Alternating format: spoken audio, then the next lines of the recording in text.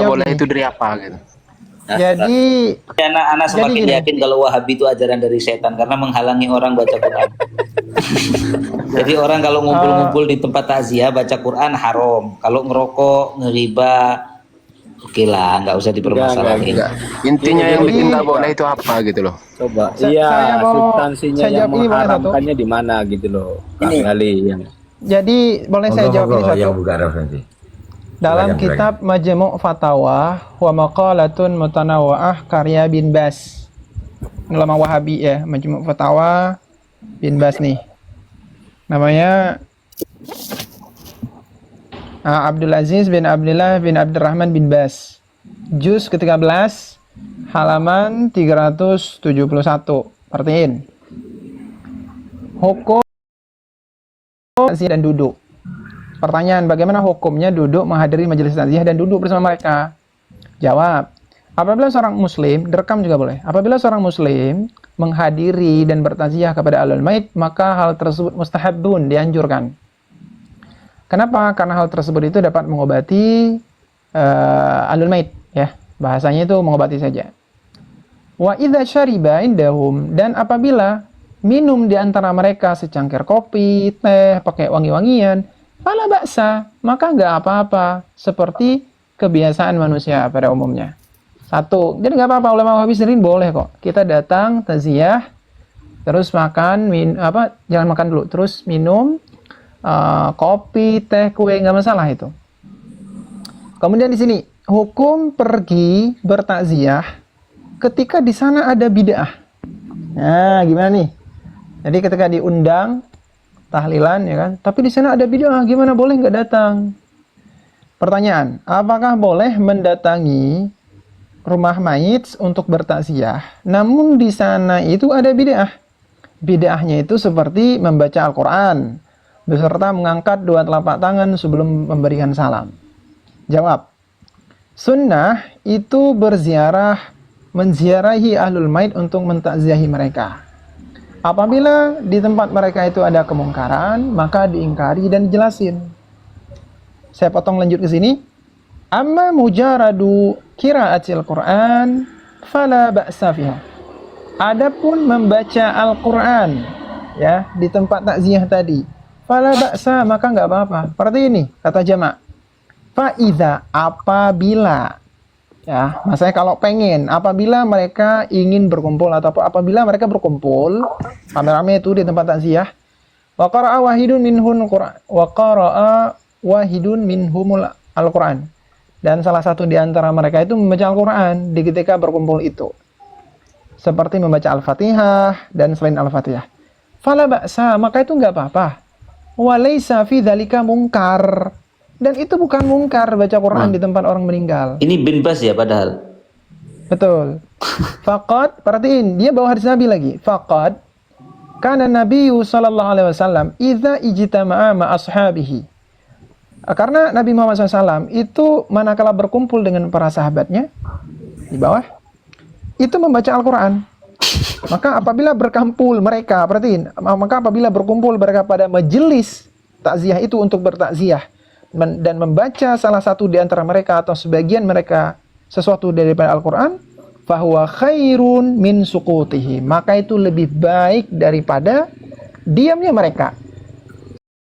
Yang mungkar dimaksud oleh Bin Bas itu satu dua kesimpulan. Enggak, satu dulu. Sebentar Ustaz Afan. Jadi sudah jelas Bang Kahfi itu ulama Wahabi saja mengatakan kalau datang ke rumah mayit ngumpul, ya itu kemudian di situ baca Quran lebih baik daripada diam. Jadi kata antum tadi nggak boleh baca Quran, ternyata ulama Wahabi saja bilang baik.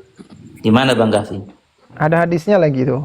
Ada hadisnya lagi. Bang Zian, tadi saya sempat merekam pembacaan pemaparan sampean yang mengatakan bahwa Nabi juga membaca Al-Quran di kala takziah ya. Bukan saya yang bilang ya, Bin Bas. Dia bilang begini doang. Dia bilang begini.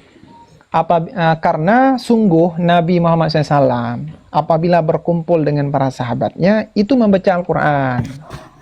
Maka apabila berkumpul mereka pada suatu majelis untuk bertakziah, membaca salah satu di antara mereka atau sebagian mereka Quran, maka itu lebih baik daripada diam gitu.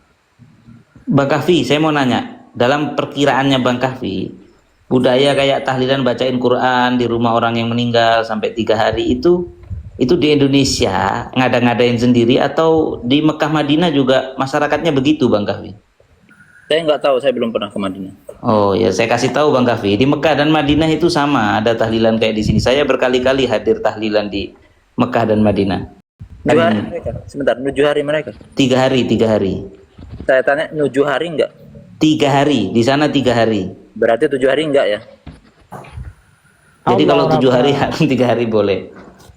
Pulang. Harus 3 hari ya. Oh ya, oke, ya udah ada tempat saya ada 3 harinya, Bros. Ya, Di sini. 7 hari enggak? 7 hari 7 hari enggak? Ada. 3 hari nggak ada. Ada. Nggak ada, 3 hari sampai 3 hari. Atau bisa pergi kalau semuanya itu nggak ada 7 hari, 3 hari doang. Enggak, emang di sini juga Ahlussunnah nggak ada yang ngewajibin 3 hari atau 7 hari ya, betul. terserah. Bukan itu bukan syariat gitu loh, masalah harinya itu. Bukan syariat tapi dikerjain. Itu loh, masalah harinya itu.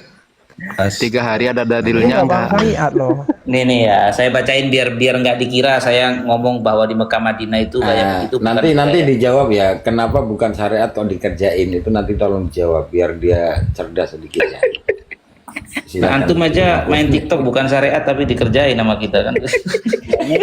Kok baca? Ini main TikTok ritual bukan? Sama tahlil itu bukan ritual yang tauqifi. Masa main TikTok disamain dengan orang pikir, orang baca Quran gimana? Bentar, saya tanya. Bang Kafi. Saya mau nanya, menurut antum, bagi keyakinan kita ini yang tahlilan, itu kalau ada orang meninggal terus tuan rumahnya nggak ngadain acara tahlilan, itu emang hukumnya gimana? Ada di antara kita antum tanya satu-satu ini, ada yang wajibin tahlilan nggak? Nggak ada dong. Nggak ada. Saya bilang nggak tahlilan ya nggak apa-apa. Kita dituduh. Pak, saya paham. wajib. Saya paham. Fakta, biarlah fakta yang berbicara. Kok fakta sih? Ini kita bahas teori hukum, bukan oknum-oknum yang kadang nggak punya ilmu. Bahkan orang yang nggak pernah sholat sekalipun itu lebih Oh parah. bilang ketimbang ono. Enggak, ya. Dia ini menilai aswaja itu bukan dari kitab loh. Kalau Susah ini. pakai cara penilaian seperti itu saya juga bisa bahwa orang yang nggak sholat sekalipun lebih senang membid'ahkan orang tahlilan daripada sholat, bisa juga saya pakai cara begitu. Itu sudah kena betul, Bib. sudah Ada kena juga doktrin itu. Baik, Itu sekarang betul. dibaca dulu ngaji. Ini yang ngarang ini ulama Mekah, bukan orang Jawa. Ini Sayyid keturunan Nabi di Mekah hidupnya, ulama Mekah ahli hadis. Sayyid Muhammad bin Alwi al-Maliki, beliau nulis Al-Fatihah di kitabnya judulnya Tahqiqul Amal fi ma yanfa'ul mayyit minal a'mal ya, halaman 107. Ada bab khusus Al-Fatihah wa Yasin li amwatil muslimin. Bacaan surat Fatihah dan Yasin untuk orang-orang yang meninggal dari kalangan umat Islam. Ya, telah menjadi kebiasaan di banyak sekali dari negeri-negeri Islam. Ya, wa fil haramain asyarifain khususon, dan di Mekah dan Madinah secara khusus, dan yang nulis ini orang Mekah punya rumah di Madinah juga, beliau ini hidupnya Mekah Madinah, jadi kesaksian dari orang sana sendiri, ulama sana sendiri, khususnya di Mekah dan Madinah ya, bahwa orang-orang itu akan berkumpul ya untuk membaca Quran ya, dan berzikir kepada Allah Subhanahu wa taala di dalam macam-macam acara yang berbeda-beda, dan menjadikan perantara dengan kitab Allah yang agung, dan berzikir kepada Allah, mengingatnya yang mulia di dalam agar tertunainya hajat-hajat ya, dan diangkatnya kesedihan-kesedihan, dan diperbaikannya hati, dan menjadi penyebab diampuninya dosa, wa rahmatul mauta, dan dibaca Quran dan zikir itu dengan niat agar Allah memberikan rahmat kepada orang yang sudah wafat. Ya, jadi beliau bilang di sini bahwasanya bacaan Fatihah, Yasin, zikir-zikir yang dilakukan di adat negeri-negeri Islam terkhususnya Mekah Madinah, tujuannya adalah sebagai perantara agar Allah menurunkan rahmat. Kan gini kan, taat itu mendatangkan rahmat.